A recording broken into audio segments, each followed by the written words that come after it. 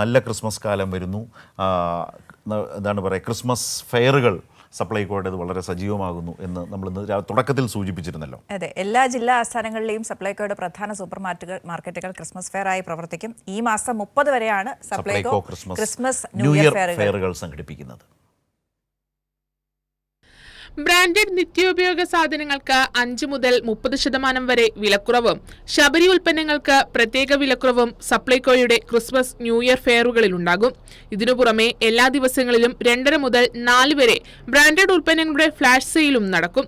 ഫെയറുകളുടെ സംസ്ഥാനതല ഉദ്ഘാടനവും ആദ്യ വിൽപ്പനയും മുഖ്യമന്ത്രി പിണറായി വിജയൻ തിരുവനന്തപുരത്ത് നിർവഹിച്ചു. എല്ലാ ഭക്ഷ്യ ഉൽപ്പന്നങ്ങളുടെയും വില ദിനംപ്രതി നമ്മുടെ രാജ്യത്ത് കുതിച്ചുയരുകയാണ്. എന്നാൽ വിലക്കയറ്റം തടഞ്ഞു നിർത്താനുള്ള ഫലപ്രദമായ നടപടി കേന്ദ്ര സർക്കാരിൻ്റെ ഭാഗത്ത് നിന്ന് ഉണ്ടാകുന്നില്ല എന്നതാണ് രാജ്യത്തിൻ്റെ അനുഭവം. അതായത്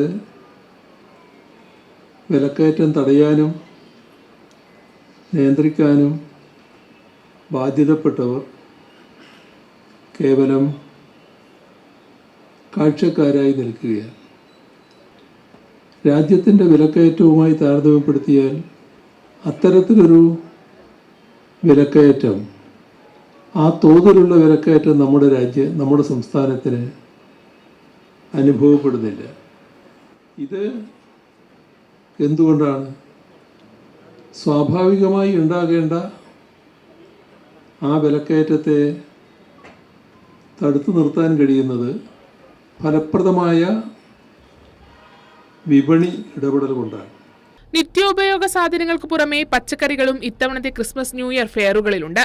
സപ്ലൈകോ ഫെയറുകളിൽ പൊതുവിപണിയേക്കാൾ വിലക്കുറവെന്ന് പൊതുജനങ്ങൾ തന്നെ വിലയിരുത്തുന്നു. വില കടയിലേക്കാളും കുറവുണ്ട്. നല്ല പൈസ, പൊതുവിപണി നല്ല പൈസയാണ്, ഇത് കുറവാണ്. സ്ഥിരമായിട്ട് വാങ്ങിക്കാറുണ്ട്, ഓണത്തിനും വാങ്ങിച്ചിട്ടുണ്ട്. ഒരുപാട് ലാഭമുണ്ട് കേട്ടോ. പഞ്ചസാരയ്ക്കായാലും മുളകിനായാലും എല്ലാ സാധനത്തിനും ലാഭമുണ്ട്. എല്ലാ ജില്ലകളിലും ജില്ലാ ആസ്ഥാനത്തെ പ്രധാന സൂപ്പർ മാർക്കറ്റ് സപ്ലൈകോ ക്രിസ്മസ് ഫെയറായി പ്രവർത്തിക്കും. കൈരളി ന്യൂസ്, തിരുവനന്തപുരം.